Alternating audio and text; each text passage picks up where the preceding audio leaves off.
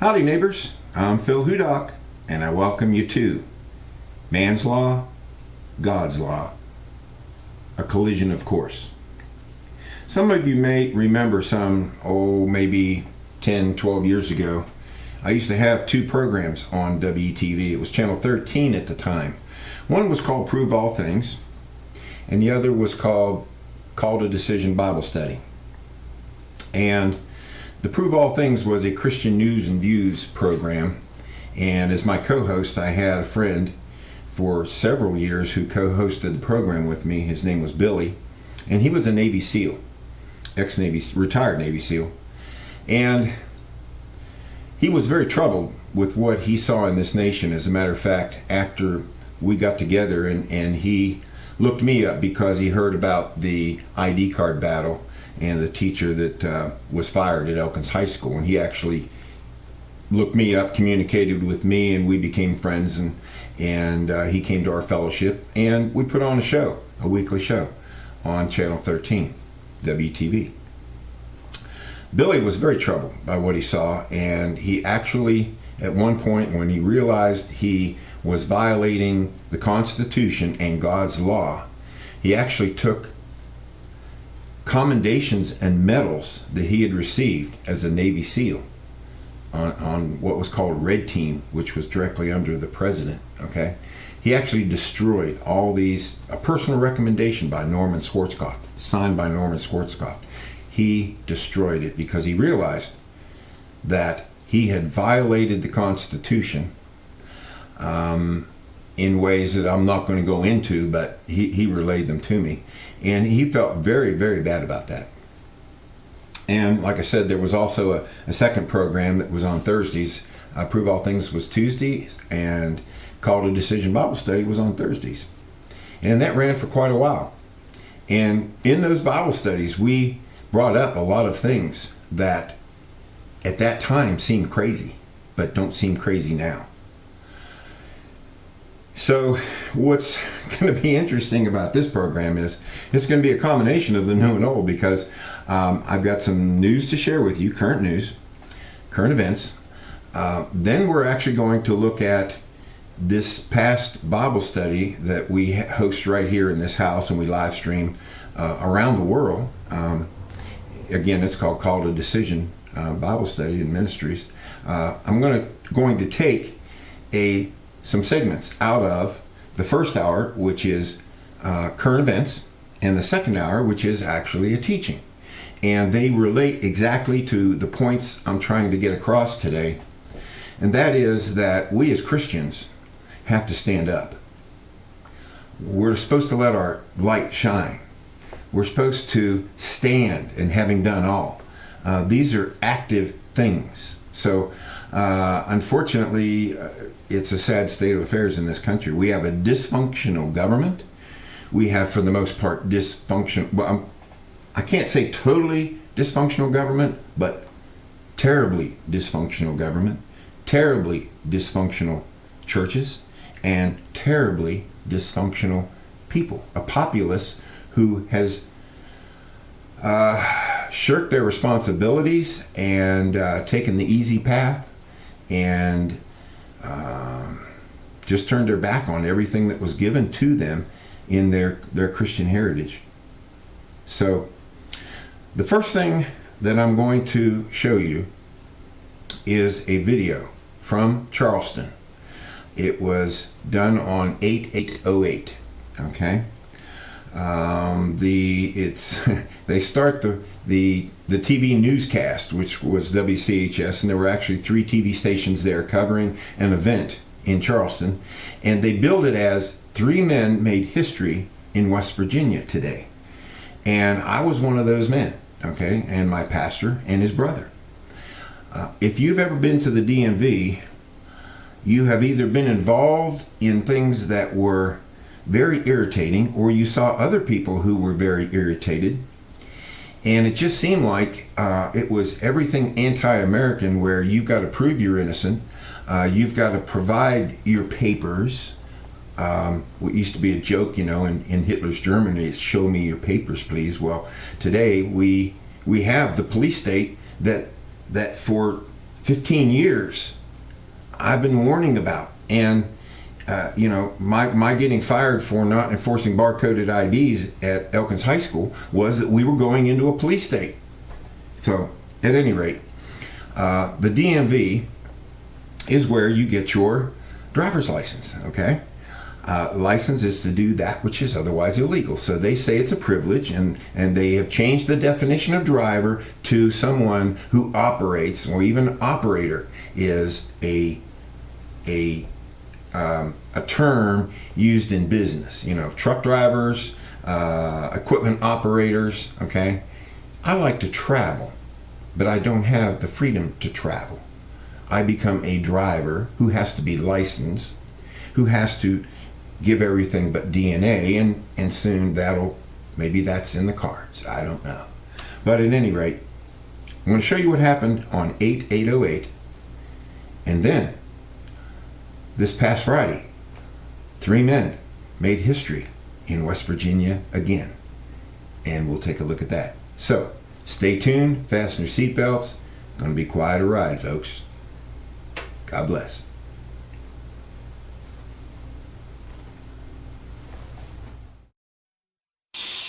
History was made in West Virginia today when 3 men got a driver's license without the state then storing their digital pictures. Eyewitness News reporter Meredith Wood is here to explain what happened. Meredith? Rick, for a decade, 3 men have been without a driver's license. The reason, they say having a digital picture stored in the database is against their religion. I haven't had a driver's license in 10 years. Nicholas County Pastor Butch Paugh, his brother Dick, and Phillip Hudok have avoided lines at the DMV for a decade. They say it was a choice they had to make. All 3 believe having a digital picture stored by the state is the beginning of the biblical mark of the beast. My religious convictions determine my political decisions. It is Big Brother. It's going to be a database set up on every citizen in this country. They'll track, trace, monitor you everywhere you go. While their religious views stop them from getting a license, they say it's also about keeping government in check. We have had a nation for 200 years without all this.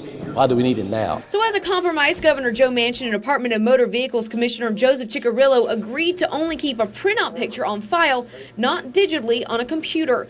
But just like all other drivers, personal information like birth dates and addresses will be kept in a database. Their information's in there, just not their picture. Didn't hurt at all. Like most drivers, the men have one complaint. I've seen better pictures. But Paugh says it's still a victory and history in the making. He says by all accounts, West Virginia is the first state to make accommodations for drivers who don't want their pictures stored. But this is going to set a precedent through that state and the nation. As they leave the DMV, the men drive away with legal licenses and a sense of empowerment. After all, they fought the law and won. Sign that government can serve the people, and it's a sign that mountaineers are free. If you have similar convictions and want to look into getting a license without having your picture stored, call the DMV at 558-2723. But again, this is an alternative and should not be considered the norm. In the studio, Meredith Wood, Eyewitness. What would cause 3 men in West Virginia to put on makeup, dress up like Native Americans, head off to the DMV, and insist that they be given driver's licenses in a somewhat non-biometric fashion? Well, that's exactly the point. As you know, or as you maybe didn't know, our biometric driver's license accommodation by then Governor Manchin was rescinded by Governor Tomlin without notice. I could tell you a lot about that, but let's just get to the basics.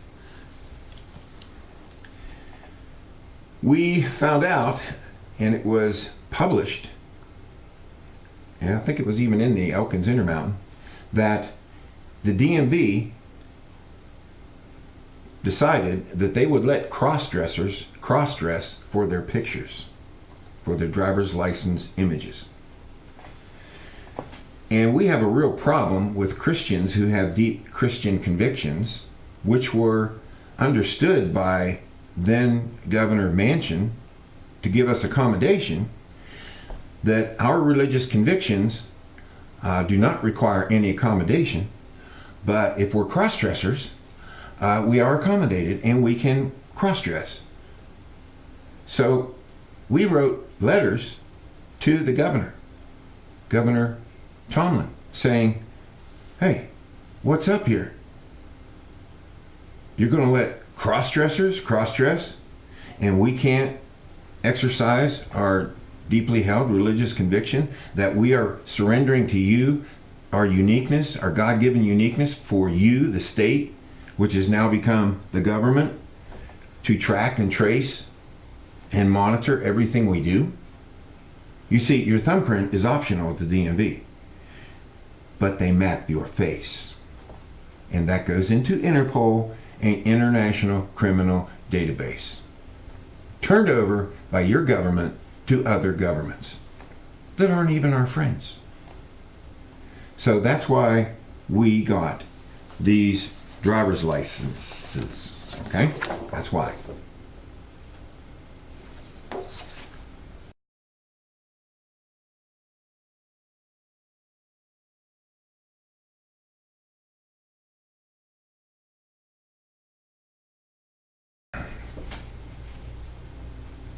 Okay, at this point I'm going to play about a 10-minute clip from the most recent Bible study that was held in this house. We live stream from here over a internet service provider called livestream.com, and if you do CTDM or Phillip Hudok or Pastor Butch Paugh, numerous tags that you can get to the recordings, which are actually on YouTube. After they're uploaded to YouTube, they go off livestream.com and go onto YouTube, and you can see most of the programs that we've done. It's called Call to Decision Bible Study. But I'm going to show you a 10-minute clip from the current events section, which is usually the first hour, then we have a break, then we have an hour of actual Bible study, okay? This current events is very similar to the Prove All Things program that I used to host on Channel 13, because it was, again, news and views from a Christian point of view. And the Bible is just as current today as it ever was. Bible, basic instructions before leaving Earth, okay? So I'm going to play a 10-minute clip, and we'll start off with some laughter. But we'll also bring into the mix some travail. And,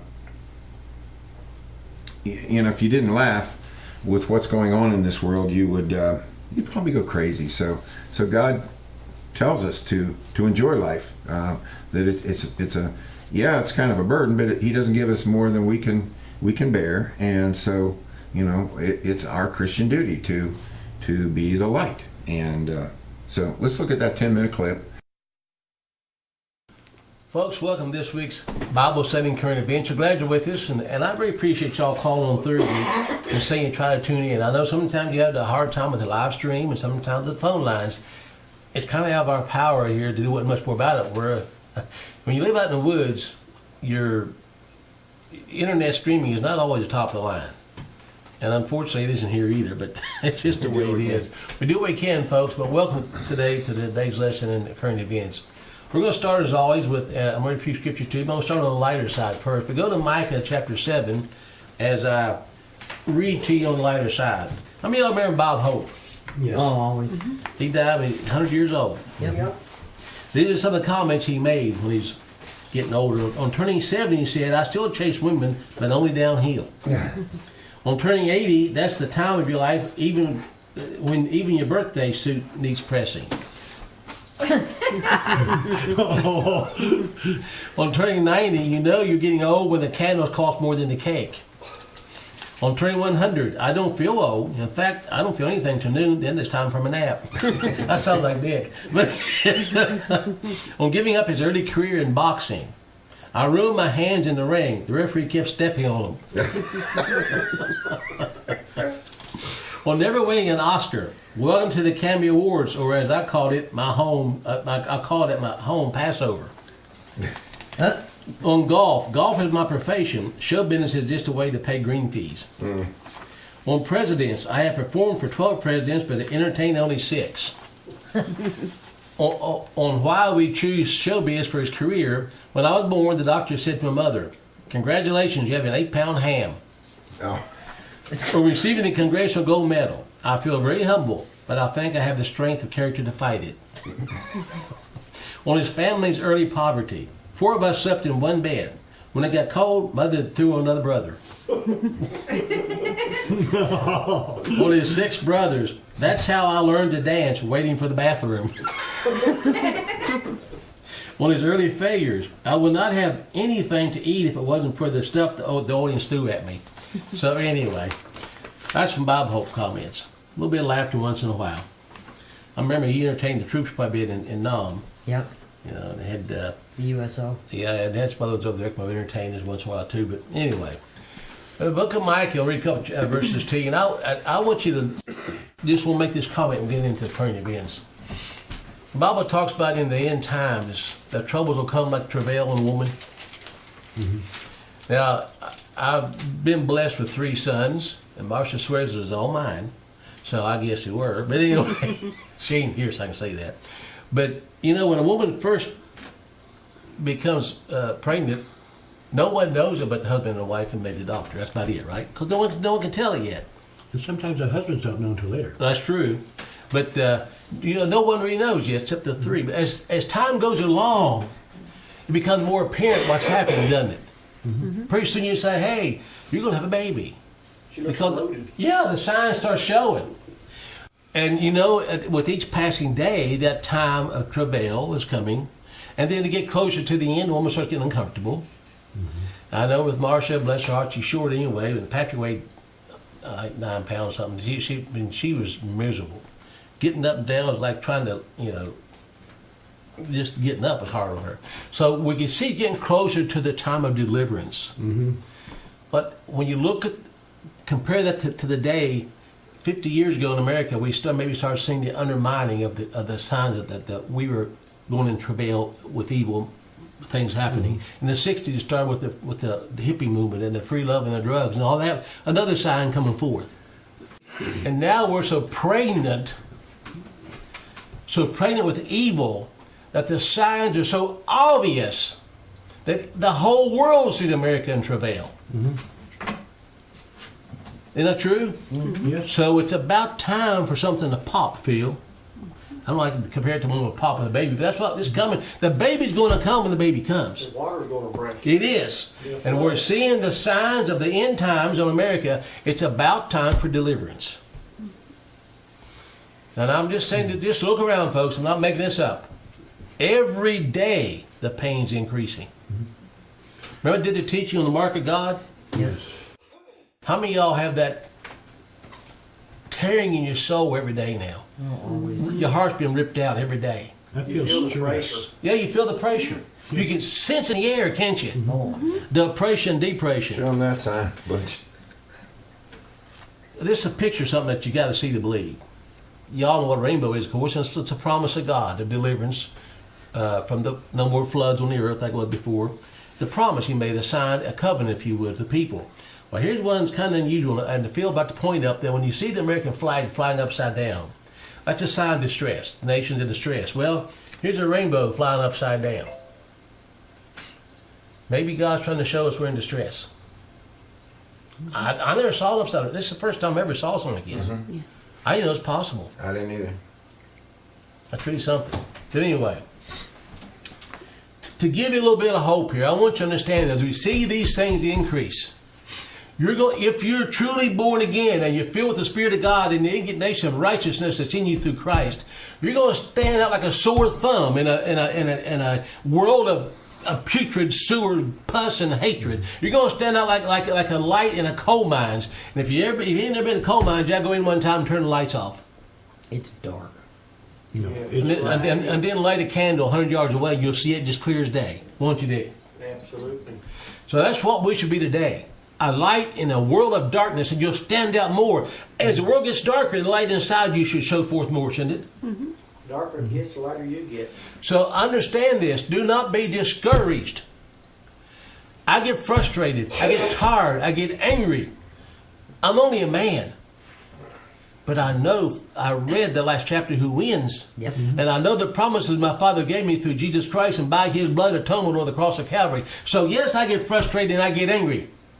I get angry because, and I don't want to sound like I'm cursing because I'm not, but because we're so damn stupid. I mean, damned in the way of going to hell, stupid. Yeah. How in the name of God do we get to the point we debate about men using girls' bathrooms? That's it. How insane is that? We have to vote on whether a man can use a woman's bathroom and vice versa. Phil, how insane is that? It's right in our face, and it's a sign of the times. Why should we be writing laws to protect people of Christian faith, keep the sodomites away from them? It shouldn't have to. No, shouldn't have to. But listen to this. Look at Micah chapter 7. Look at verse 8. I like this. Rejoice not against me, O mine enemy. When I fall, I shall arise. When I sit in darkness, the Lord shall be a light unto me. Is that beautiful? Mm-hmm. I'm telling you, folks, you may knock us down, but we're getting up. I promise we are, Joe. Oh, yeah. See, and verse 9, listen to this. Now listen, he's talking to us. I will bear the indignation of the Lord because I have sinned against Him. The church in America today is probably the best vessel that Satan ever had. Mm-hmm. Yes. He's had his greatest victory in the church. Absolutely. But he said, I'll have to bear the indignation of God because I sinned against Him. And He will execute judgment for me. He will bring me forth to the light, and I shall behold His righteousness. He said, I will suffer for my sin, but I will persevere to the end in Christ. How many know we're suffering for a sin? Oh, right now. Folks, what's happened to our country and our people and young people just as much my fault as yours. Maybe now I see it, I'm talking about it, but for years I did not know, Kelly, did you? Nope. Because of that, Joe, we're going to suffer the indignation of God. Mm-hmm. But we're going to be delivered in the end. And the more we get into the end times, the more we got to understand that our God is still on the throne. Our Savior still reigns and rules. He is King of Kings, Lord of Lords, and one day we'll rule with Him. That's a promise. This next clip is again from the current events section, and it runs about 16 minutes. And what I'm going to show you here is the police state that we see developing in this country. Again, you can witness it in the DMV when you go there. You can witness it by the militarization of police forces.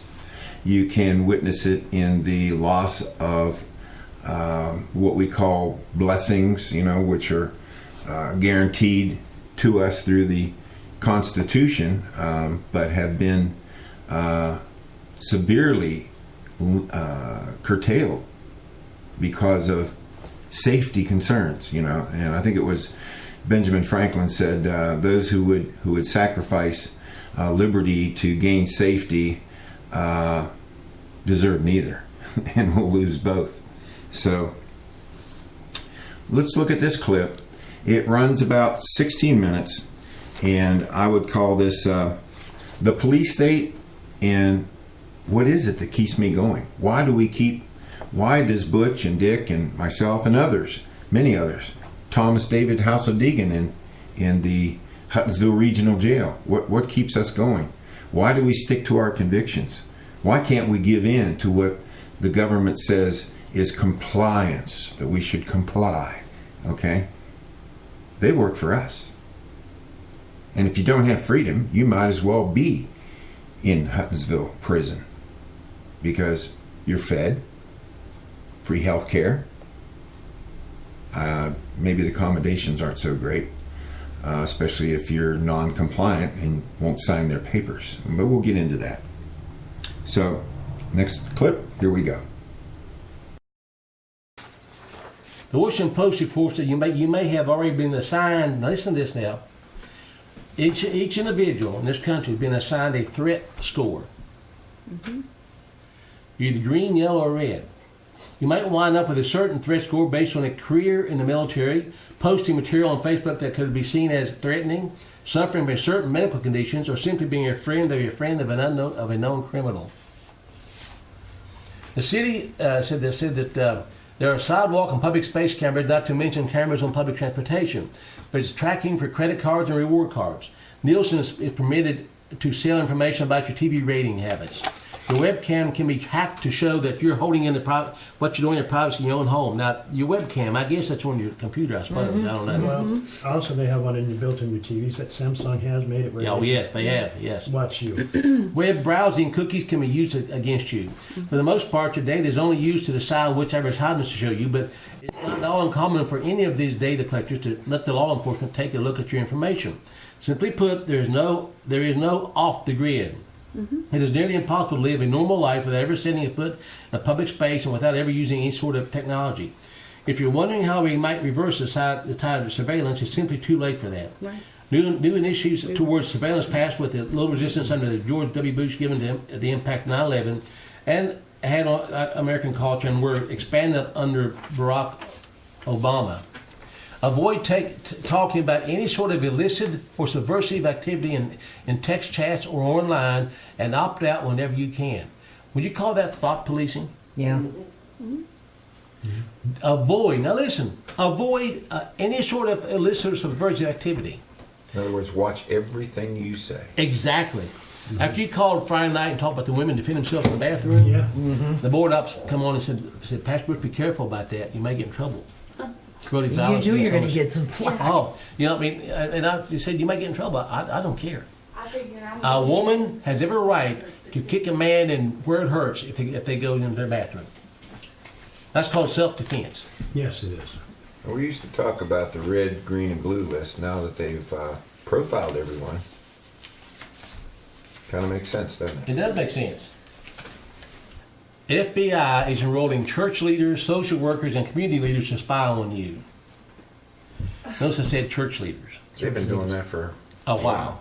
Yeah. The FBI is expanding their operation and looking to enlist religious leaders, social workers, mental health professionals, and leaders in local communities in order to prevent terrorism, North Jersey's record reports. The plan is to establish a network of shared responsibility committees, SRCs, across America that would keep an eye out for potential rabble-rousers. A 4-page FBI letter acquired by ownership implies. Now, I want to show you just how thoroughly the church is involved today. I got this card from a lady in Pennsylvania. Her name is Joanne. I taped this paper so I won't forget it. Right there it is. There's a letter right there, okay? Now listen to this. This is right here. P.S. Well, let's see. It said she's praying for us and send donation. P.S. After 2 years of pestering me about getting a background check at church, At church. which I refused, they finally told me I can no longer play piano for the children's Sunday school. Oh, for Pete's sake. She could be a piano terrorist. A background check in a church for playing piano. I had to have one to be. And she's been there. It's not a new person or No, anything. right, exactly. It's all about Years- compliance. Years Yes. ago, I had to have one when I was working with the Royal Rangers at the Assembly of God Church. And we're talking 1991. Would you say that is government interference on church business? Yeah. Just curious. I mean, if I come to church and I profess Christ and my life is not showing any different, no one has a right to ask me a question about anything. No. You know, my oldest daughter, there were a lot of jobs, teaching jobs she couldn't possibly take because of the police state, and even the ones she took, there were still issues because of, your papers. Oh, yeah. Having Yep. your papers in order. This I'm going to share with you. I have a hard time with. This is ICE agent commits suicide in New York City. Leaves note revealing government plans to round up and disarm Americans during economic and bank collapse. Now, I'm not doubting that's true, but I have a hard time with articles that are anonymous, so to speak. All right, I'm not saying they're not true, but if they can't give the person's name, I have a hard time putting credibility to it. Is that fair enough? Yeah. May 10th and May 12th, after writing a lengthy suicide note exposing terrifying plans of government as a for American citizens, a U.S. Customs agent walked into a pier in New York City and blew his brains out. Sources inside the New York City Police Department have revealed to Superstation 95 the contents of a suicide note found in the body, and they were utterly frightening. This is part of the note. This guy weighs 42 years old, by the way. He shot himself with his service pistol, 40 cal. The America I grew up in and cherished has been murdered by its own federal government. Our Constitution has been meaningless and our laws politicized so badly they no longer enforce except for political purposes, the note said. I'll make a comment here.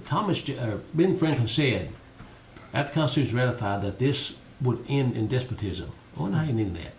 But anyway, our elected officials are, to a person, utterly corrupt and completely devoid of any love or respect for the country which pays them. To them, everything is about getting and keeping power and making illicit money from backroom deals. I was hired to enforce the law, to capture and deport people who came to this country against our laws. But now, if I dare do that, I face being suspended or fired because our president refuses to faithfully execute the duties of his office. Instead, I come to work each day and collect a paycheck twice a month for intentionally doing little to nothing. I cannot and will not be a party to this fraud, to this usurpation of the law, or to the despicable politicians betraying of a nation, the note continued. Now, I'm going to finish this just a second. I'll make a comment here. This guy's way out was murdering himself. That was his way out. Mm-hmm. What's sent him to hell, of course? He went to hell. You don't murder and go to heaven. And he went to a much worse place than was here. But he looked at this from man's perspective. I just read you in Micah to give you some encouragement. If you look at this only from our perspective and knowledge, it'll drive you insane. Mm-hmm. It'll drive you insane, Joe. This guy had a conscience that was being pricked, and he had no answer except to kill himself. Yeah, I was thinking, because I used a quote, I often use a quote from George Carlin. It's a big club and you ain't in it. Yep.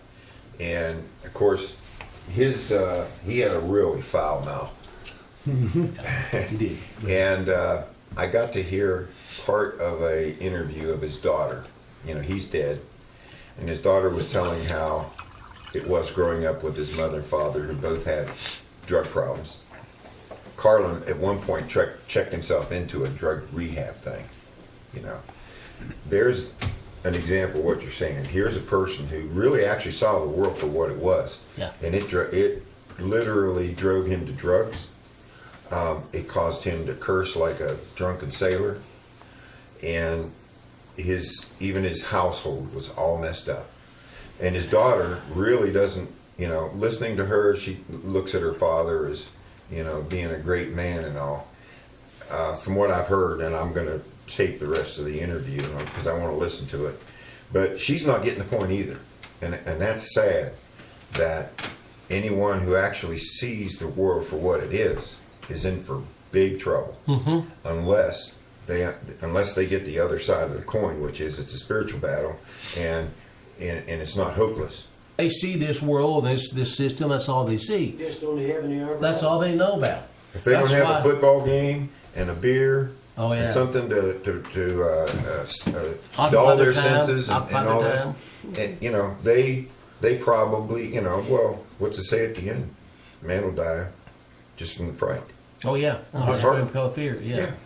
If this was all the hope we had, and Paul said it, if this is the only life we knew, we've all made most miserable. Mm-hmm. But we have a hope beyond this world. That's the only thing that keeps me going, Kelly. After going 24 years in the radio and preaching 40 years and seeing what I'm seeing around me and seeing very little results as far as changing anything on this earth, if that's all I could see, I'd want to go get drunk too. I used to. Yeah, to numb your mind. Mm-hmm. Mm-hmm. Anyway, back to the letter he wrote. The American people knew what this government is planning. They would rise up and overthrow it.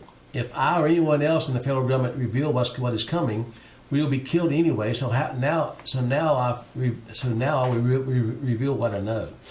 We in the federal law enforcement have been drilling for several years to control riots and uprisings from a coming financial collapse and widespread bank failures. I don't doubt that's true.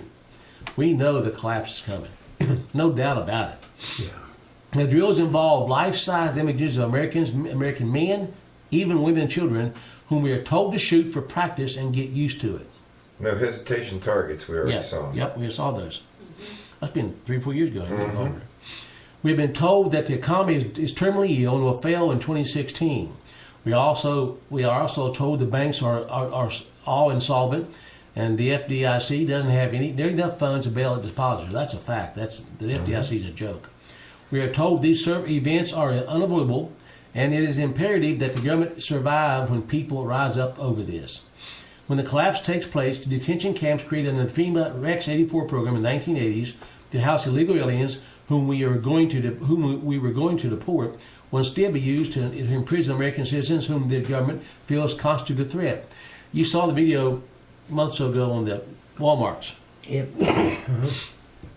American citizens will be rounded up without warrants and imprisoned without trial for God knows how long. These camps have been equipped to carry out Hitler-scale killings, an actual purge of American citizens by the brilliant government which they themselves created and paid for. I cannot be party to this. The government knows the military will rise up to stop this, so military is being deployed overseas, intentionally involved in foreign fights, and deliberately shrunk in size so they cannot be here or help Americans. I still like to think that even the police force will rise up on our behalf. I know some will. Some will. This is why certain ammunition and weaponry has been removed from state-level National Guard armories. Over 1 billion rounds of hollow point ammunition has been bought by the federal government. The states themselves have been disarmed in military-grade firepower so they cannot defend themselves from the federal activities. This is also why local police departments have been militarized and provided with armored vehicles and weapons of war, the note says. Now that you can see everywhere. The local cops can now run around in the military, armored personnel carriers and everything else with machine guns. All that's involved, always. That's amazing, but he's right on that part. When the inevitable collapse begins to take place, electric power to the entire country will be shut off, as will all forms of communication. Now, just top and ponder a second. All electricity goes off. Your cell phones don't work. Your phones don't work. Your car doesn't work. Your car doesn't work. You can't get out and go anywhere. And your radio doesn't work either. Now stop and think a minute. What kind of panic is that going to bring? You can't go store your loaf of bread. Chaos. Well, actually, you could because you go shopping with a brick. I mean, no, but you can't get there. You have to walk. Yeah, if you're distance. It's a long walk. But and you won't even be able to get back with your food anyway. No, you won't. No, you'd be okay. And then when the cities go into chaos and they shut down the streets and put up roadblocks. Yep. Now let this sink in. This could actually happen. Right. The movie Armageddon goes in that direction, sort of, and with the scenario that actually could happen. But the point of this will happen eventually. Yeah, whether that's a bona fide or not, he's speaking what we know to be true. Absolutely. Now, I mean, I don't mind being without power for a while. I can enjoy not having power for a while. For a while. Yeah, but for a while. You will suffer. Oh, after a while, you have to do something. Your food has run out. They run out. I have a solar system that keeps the freezers running. But that's about it. Mm-hmm. Now, just stop and think. If, say, we're without power, we've been out along 11 days. As long as we're without power 11 days. And we get by just fine. We have heat. We're fine for 11 days. Mm-hmm. But how about 11 months? People say, oh, well, I'll just got you to live in the woods. Try it. No, you don't live in You the ain't woods. gonna do it. Especially in the wintertime. That's right. There's nothing out there to eat anyway in the woods. And how the stores can't keep things. Things will ruin. Well, they'll be emptied out. They will be emptied out. Now, folks, this could really happen, and it's going to happen eventually. When the dollar collapses and the power grid goes down, our infrastructure is worn out, and it's getting more so every day, and no one's repairing it. By design. By design. They're not used to living off land like they used to be. Oh, no. You're not going to live off of them unless you buy heirloom seeds and store them. That's right. All banks will be immediately closed. No one will be able to get any money because all the ATMs will be offline. Credit, debit, EBT cards will not function. Nope. Anyone without cash will have no way to get any. The emergency alert system will be used to take over all broadcast stations and tell the public this is a result of a cyber attack. But at any rate, even Alan Greenspan recently said a financial collapse is coming. It's just a matter of when. The last segment of the May 22nd Current Events Bible Study event that I'm going to play for you goes into now the Bible study part. So at first we have the current events from a biblical perspective, and then we have an actual searching of God's Word and what it means for us. What are our rights? Really blessings with responsibilities. And it's very interesting to see here how Butch goes from a people who felt they were blessed by God, who were responsible to God, are people who now believe that we have human rights where humans determine what is correct and what is not correct, what is incorrect. And so, at this point, it's just, what are Christians going to do? Are they going to speak up? Are they going to stand up? Are they, we, you and I, are we going to stand our ground? Because the world is getting more and more wicked. We have a moral meltdown, and you can't have muzzled churches in a moral society. You can't have war on the family and destruction of families and have a stable culture. You can't have a balkanization of cultures where some laws are Christian based and some laws are Sharia law based. Folks, welcome back. I'm glad you're with us. We're going to do lesson day and field. We'll have two titles this probably, if you want to write them down. Two titles. And it's falling in love with tyranny or getting used to tyranny, your choice. About falling in love or getting used to tyranny. Yeah, that'd be fine, your choice. Call whatever you want to. But we have truly fallen in love with it. And certainly gotten used to it, have we not? Mm-hmm. I want to play a song today. I don't do this very often, but this is down to McCamey's a long time, back in the 80s at least. They did a song entitled Getting Used to the Dark.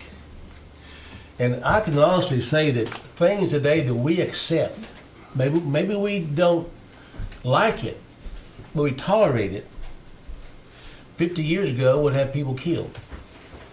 Am I telling the truth? Mm-hmm. Things that we see happening in society today, out in the public streets, 25 years ago we got arrested. Today, we shrug our shoulders and go on. What can we do? The song asks that question, what can we do? Well, one thing you can do is speak out. Speak up, stand and stand your ground. But the church today in America seems to just be content to go to church and play church.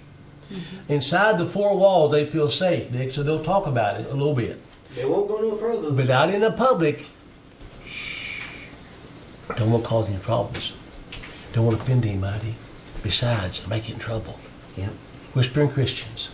I always listen to a song by the McCameys entitled Getting Used to the Dark. Then we'll do a teaching on this. We've gotten used to the dark, folks. There's no point in lying about it. We've gotten used to the dark. Mm-hmm. So it's just the way it is. Some to like it. Just the way it is. But after we get through with this, we're going to do a little teaching on this. And we blame it on the world we're in. We say there's nothing we can do. Instead of being a shining light, we're just doing right in our own eyes. As Christians, we're not doing our part. We're just getting used to the dark. We're getting used to the dark. We're getting used to the dark. We're not praying to change any hearts. We're just getting used to the dark. Sin's all around us, yet we don't think this world's really as bad as it seems. We just close our eyes to what's going on.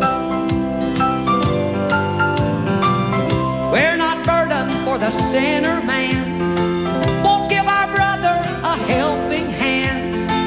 It's time we show the world a little spark instead of getting used to the dark. We're getting used to the dark. We're getting used to the dark.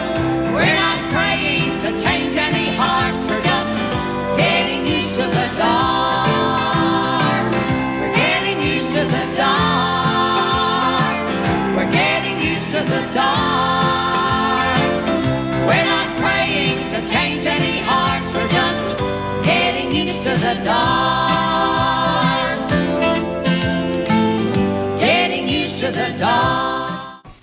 That was a quick change. When you think about that, that was in the 80s. Yes. Oh, she was a lot younger. I didn't realize till I saw the. It's been a long time ago. What's her name? Phyllis? No, that's Peg. Peg. Yeah. Peg Yeah. became. But when the song clear back in the 80s, I saw then, but it's so much more now. So much more now. You can imagine it. No. 1980, what it would have been then. I mean, there's just no way. But in Isaiah 59, I'm going to run verse to you there, and we're going to get into the lesson. Isaiah 59. And I need to read the whole chapter. I'm not going to do it. I'm going to read one verse in verse 10. We grope for the wall like the blind, and we grope as if we had no eyes. We stumble at noonday as in the night. We are in desolate places of dead men. Stumble around in this world today, saying that we're walking in light, and we're walking in utter darkness, and no one seems to know it. Mm-hmm. Isaiah 59, verse 10. Mm-hmm. We're groping for the wall, trying to feel our way along, and actually think we're walking in the light. Now, you say, well, that's insane. Yeah, you're right, it's insane. Mm-hmm. But how many, and I'm going to make this point, I got to move on because I got a lot to cover in a little bit of time. I want you to, remember I did a teaching a while back entitled, America, God is Dead. Yes. Mm-hmm. How we started calling what we have been given rights and not blessings. Mm-hmm. And I want you to stop and think a minute. I want you to stop and just reason. I want you to think. I know sometimes it gives you a headache. It's kind of new to a lot of us, but just try to think like this. There was a time we talked about God-given rights. Remember that time you talked about those things? Then it degenerated into the fact that we have constitutional rights. Then it went into civil rights. Then into human rights. And now what do you have? Utter chaos. Mm-hmm. Built on the idea that these are human rights to be what you want to be. Constitutional rights protect your idea to be a transgender if you want to. Have you seen the perversion of the idea of rights to where we are now? You understand? Mm-hmm. Blessings come from God if you live according to His laws. But rights, you say, come from Him, but we've taken those so-called rights and made it into a human rights to exist any way you want to. And no one has to answer for it. Secularized it. And we become so free, we're totally enslaved. Mm-hmm. Totally immoral. And we chose it. And we did. We loved it. Mm-hmm. Jeremiah 5, the last verse 31 said people love to have a son. Mm-hmm. But anyway, in Isaiah chapter 61, let's go there.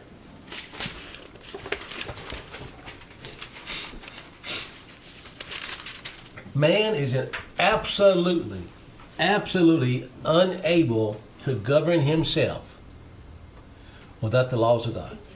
That's right. Isaiah 61. Let's see if I can find something I wrote here the other day, if I can real quick find it for you. Because I think it's important.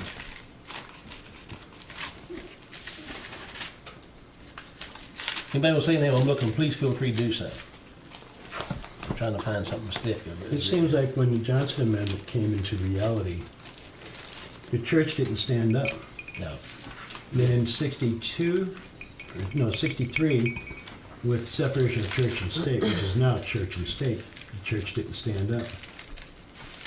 And in 73, abortion infanticide became legal. The church didn't stand up. Same-sex marriage came into reality, and the church still isn't standing up.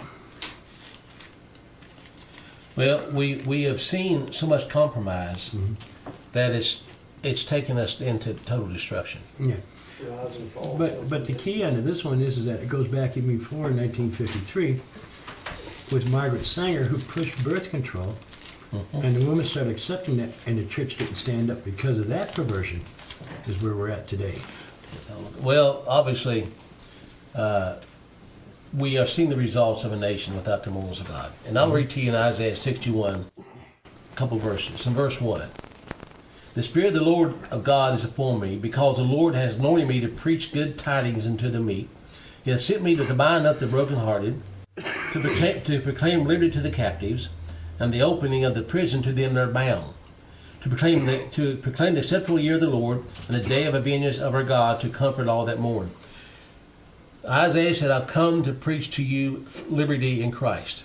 I've come to preach to you liberty under God. There's no such thing as liberty without moral codes and conduct. It leads to chaos. Now let's go to 2 Corinthians chapter 3. 2 Corinthians 3.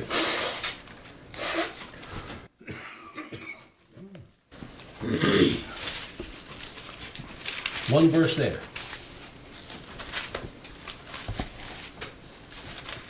Probably all got this memorized now. Probably. Verse 17 says what, Phil? 3 Corinthians, which 2 Corinthians 3, verse 17. Now the Lord is that Spirit, and where the Spirit of the Lord is, there is liberty. What's that mean? Or you can take the way it reads, or you can take the converse. Exactly. Which is where you don't have the Spirit of the Lord, then there is tyranny, not liberty. That has to do with individuals and society, doesn't it, too? What is the society made up of? Individuals.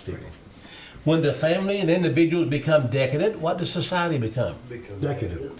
And whenever the Spirit of the Lord is not there to maintain self-governance of the people, what do you end up with? Chaos. We end up with government controlling the people. There you go.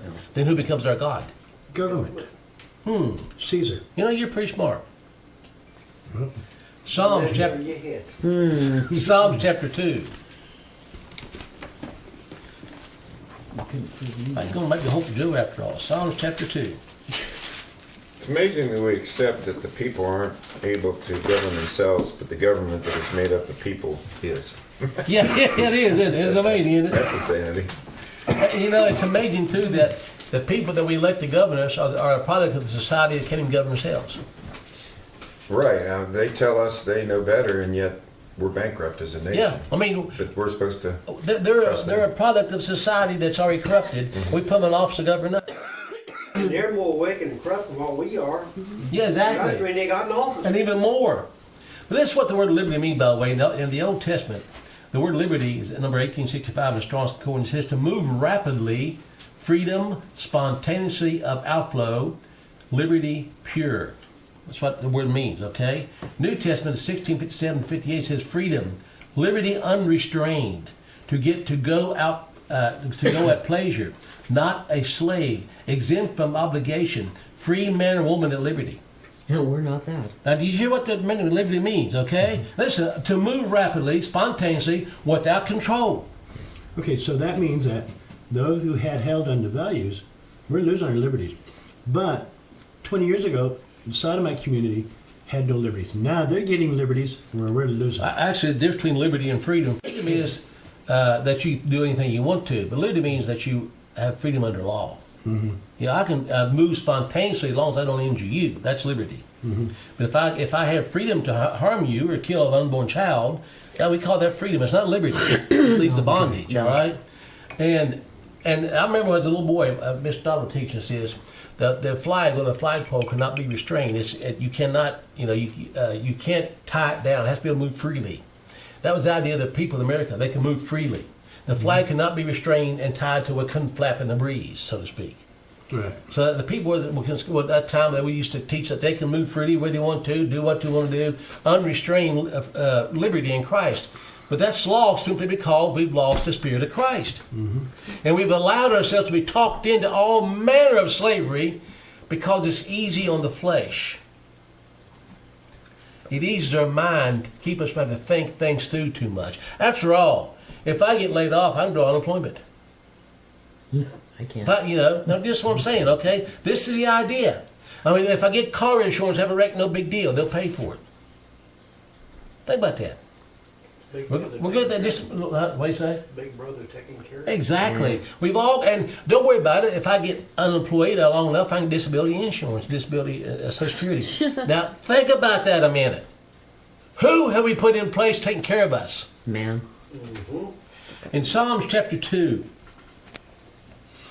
Please don't look down the road 1,000 years or back up 1,000 years. Look at today. Why do the heathen rage and the people imagine a vain thing? How much more vain can a people be than to put their trust in man and man's ways to take care of them? How vain is that? You scratch your head, feels itchy, and you're thinking. Thinking. What are you thinking about? Yeah, just thinking. I mean, how empty and vain have we been, Joe? Very. And the kings of the earth set themselves, and the rulers take counsel together against the Lord and against his anointed. That's us. Mm-hmm. Saying, let us break their bands asunder and cast away their cords from us. We don't want their laws and rules. We want freedom. Freedom to do as we choose. Freedom to do what we think is right in our own minds. Freedom to be what we want to be without restraint. Mm-hmm. What does that always lead to? Tyranny. Always. A people that will not govern themselves must be governed by somebody else. We are our brother's keeper, the Bible says. And the last thing I want to share with you is a situation which I think needs addressed. And only the truth will set you free. But there's a person by the name of Thomas. I mentioned him in my last episode of Man's Law, God's Law. And Thomas, Jean, and I took a case to the West Virginia Supreme Court. And I believe that Thomas, I believe this man is a political prisoner. I think he's demonstrated in the courts, in the West Virginia Supreme Court of Appeals.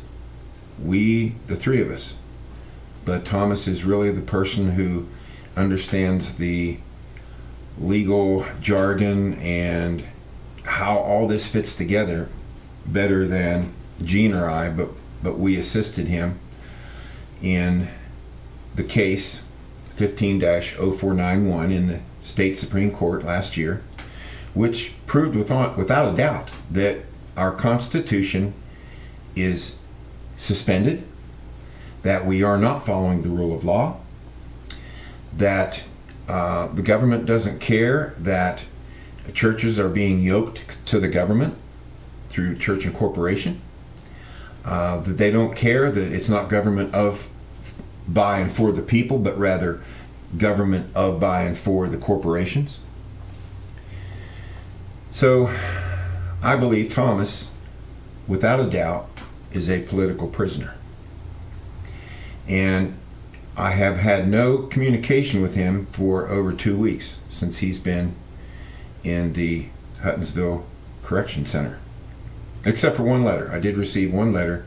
I think it was mailed just a few days after he was transferred from the North Central Regional Jail. Thomas has harmed no one, no property damage, no personal damage, and yet he is an enemy of the state because the state is out of control and dysfunctional. And I want to read a letter that I wrote to the warden of the Huttonsville Correction Center. I have no personal problems. I've never met the warden. I would like to. I've requested to meet with him because I have some concerns, legitimate concerns. I can't say that I have firsthand knowledge, but on the other hand, I know Thomas warned me that this could happen, that if he did not sign away his God-given blessings and become a ward, a fiction in the land of make-believe, Alice in Wonderland, was it looking through the, I don't know, the looking glass, Alice through the looking glass. Anyway, it's a crazy world, folks, and I just know God's in control, and it's to us Christians. He said, God says that judgment begins in the house of God. Now why? Because you knew. The others are of their father the devil. But you should know better. You are to do my will, his will, and his work. And so anyway, this is a letter to the warden dated May 31st. This is after I received a letter from the warden on May 26th because I asked about Thomas being restricted from communicating with me, and here's what the warden said on the 26th. Dear Mr. Hudok, I am in receipt of your letter dated May 26, 2016 concerning Thomas Deegan, OID number 3559707.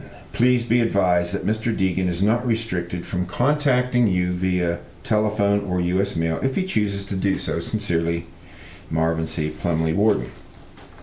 And my letter to him, dated May 31st, 2016. Dear Warden Plumley, thank you for your May 26 reply. I am not a rocket scientist, but a retired physics teacher, and there is something very wrong with this picture. It is imperative that Thomas Deegan be able to, and I am convinced he very much wants to, communicate with me by mail, phone, and personal visit. He had warned me that this very problem would most likely occur if he refused to sign papers that he cannot sign. He can't sign because it goes against his Christian conviction. He can't sign to say, okay, you can inject me with whatever you feel I should be injected with and take ownership over what goes into my very body. You can't force me, or I can't sign. You can try to force me, but I can't sign papers which negates my standing with God and the blessings that God has given me to a fictional entity that the government is to deal with us, because like deals with like. So only fictions can deal with fictions. Real people only deal with real people. And that's why Thomas, Jean, and I took our case to the Supreme Court. It was religious convictions. And now Thomas is being, I believe, persecuted and restricted because he will not sign away what he cannot sign. You see, a conviction is different from a preference. A preference is something you can compromise on, negotiate, but a conviction is a conviction. You can't. That's why you're convicted to be a certain way, not do certain things, or do certain things. My letter goes on. I have no indication that he has received my direct mailings to him at HCC. To illustrate the frustrations that I have had in doing filings and other work as his plenipotentiary, I have enclosed images of mail that I just received from NCRJ, that's North Central Regional Jail. You can see that the documents that Thomas requested and I sent to the NCRJ just sat in limbo for some weeks. If my wife and I get something in the mail, then it isn't ours, which occasionally happens. I see it is returned to the postal system as quickly as possible. It's not mine. This is just one example of many such occurrences that I have encountered. I live next to Huttonsville Catholic Conference Center and a former neighbor, Father Hickey. I learned that he, Father Hickey, took in Huttonsville Correction Center trustees when my wife and I came home one evening to find our house broken into and being robbed by a trustee. I was compensated for the damage and had discussions with Father Hickey. He worked with the Huttonsville Correction Center in some capacity. He relayed to me his dismay that the prison was to provide Satan-professing inmates with materials for their religion. Did you hear that? Satanic paraphernalia so that they could exercise their satanic rituals. How has this country come to the point where a Christian pastor working for the prison has his hands tied by the state, and I found out through the rules, through the contract that a chaplain makes with the prison. I even talked to an ex-prison chaplain who was fired for mentioning Jesus in the prison. But you know, we can have satanic paraphernalia brought in. So let me go again. Let me read this again. How has it come that this country, that there's a Christian pastor who has his hand tied as by the state when trying to work with a Christian inmate? See, he cannot see Thomas until Thomas signs away or reneges on his Christian convictions. Thomas is now being punished for sticking to his convictions. How is it that this can happen? I would very much like to be wrong in how I'm viewing this situation. However, there is no reliable reason for me to feel otherwise. Like Thomas, I have deep Christian conviction principles and convictions, and will continue to help him regardless of the hindrance and cost.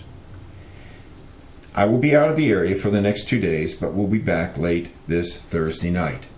I would like to meet with you at your earliest convenience to discuss my concerns. Sincerely, Phillip Hudok.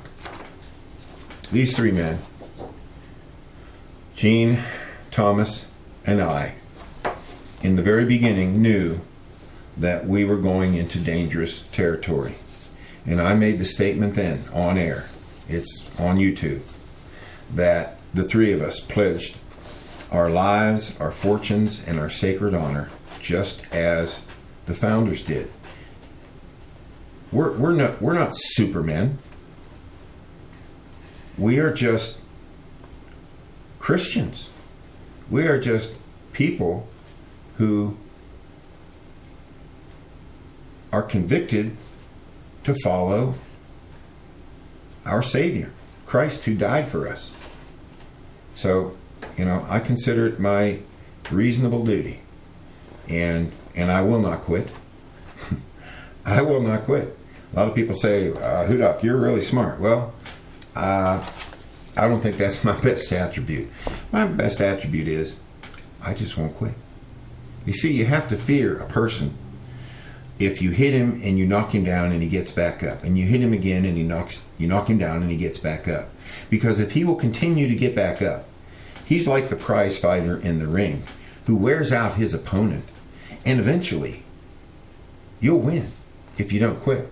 And even if I lose in the physical realm, I know the Bible says we win in the end. And I serve an almighty God. We all do, whether we realize it or not. Whether we're in his perfect will or his permissive will.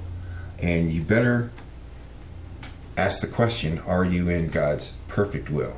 Are you living a Christian life? Do you have convictions? Is there a line in the sand? I have one. So folks, God bless. I'll see you next Thursday, same time, same place. Lord willing, and the creeks don't rise. God bless. Bye.